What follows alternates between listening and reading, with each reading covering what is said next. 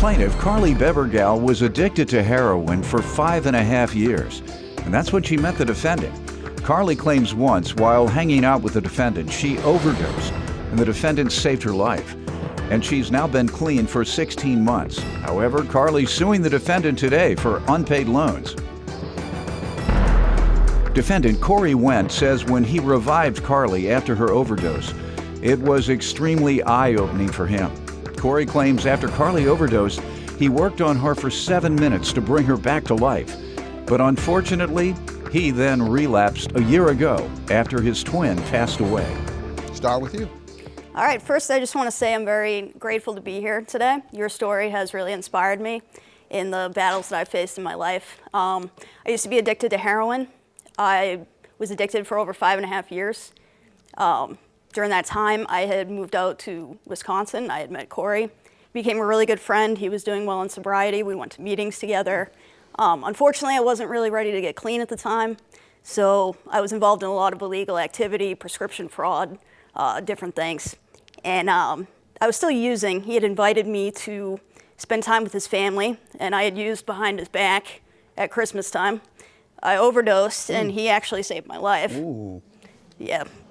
I had no breath and no pulse for several minutes. So, and how did he? He did CPR. CPR? Mm-hmm.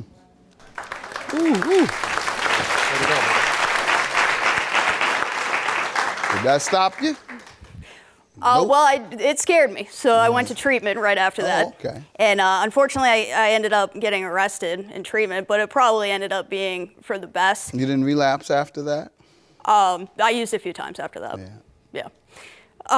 So once I went to jail, it just gave me a lot of time to reflect and to just go over my life and to see that, I'd lost everything from my addiction. I had a government job. I dropped out of college. I lost my family.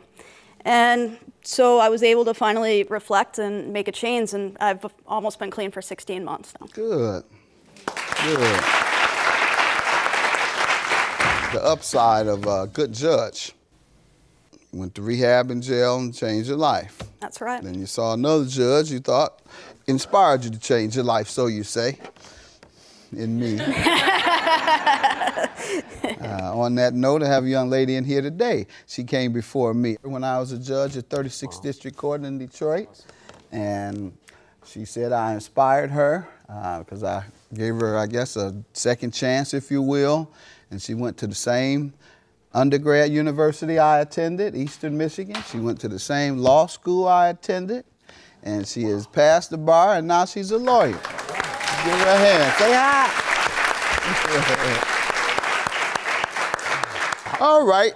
So tell me about yourself, sir. We're glad you were able to rescue her, and tell me about yourself. Well, I had gone through my addiction phase when I was younger, and we met, and I invited her down to my family's place for Christmas, and I didn't know she was using at the time, and she died on Christmas Day, and I worked on her for about 7.5 minutes and brought her back, and it was eye-opening, and we were already friends, but to have somebody die on your mom's couch and then rip them over the couch and work on them and then miss Christmas dinner was even more eye-opening.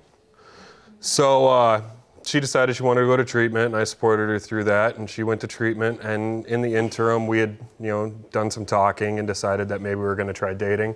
So when she got kicked out of treatment and got thrown into jail, then not only was I probably dating somebody who I should have gotten to know a little better, but I was dating a lesbian who was in jail. And He tried to convert me, Your Honor. You were already lesbian when he tried to begin dating you. Yeah. And he couldn't. No. Go ahead. So needless to say, it didn't work out the greatest, but we tried. And so while she was in jail, she was in for quite a stretch, and while she was in, my twin passed in a motorcycle accident, and that was last year. So I relapsed, and I found that the bottom of a bottle was a good place to begin my relapse and then end and continue. So I stayed at the bottom of a bottle, got hurt at work, and was on work comp, and decided I needed some money for rent. So I borrowed some money from Miss Bevergill. Okay, and that's what we're here for, the Yeah. money. You're suing $550. Are you in recovery now?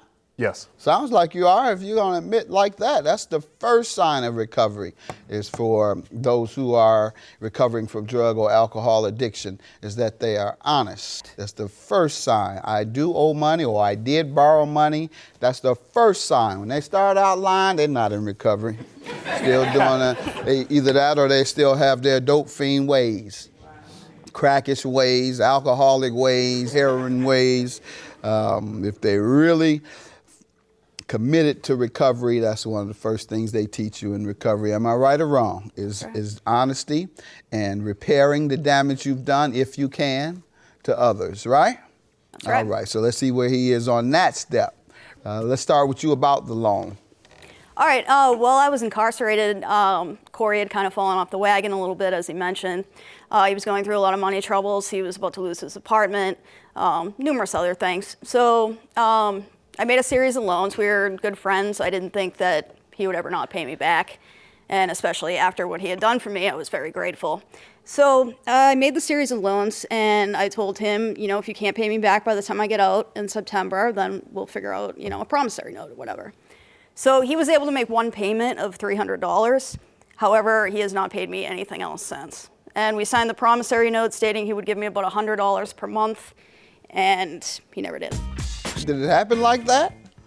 It happened like that, but you know, when she got out of jail, I was in the midst of my relapse and going full force. And shortly thereafter, I ended up going to jail because I was on probation at the time due to some things that I had done previously for my drinking. You know, apparently when your probation officer says you're not allowed to drink and then you drink, she doesn't get happy with it. And she doesn't think it's funny that you were arrested in a toga.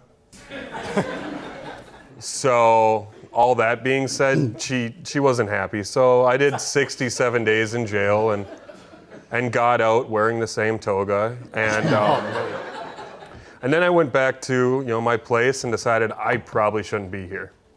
So I made it with my landlord that I would move closer to my parents and you know, start back fresh.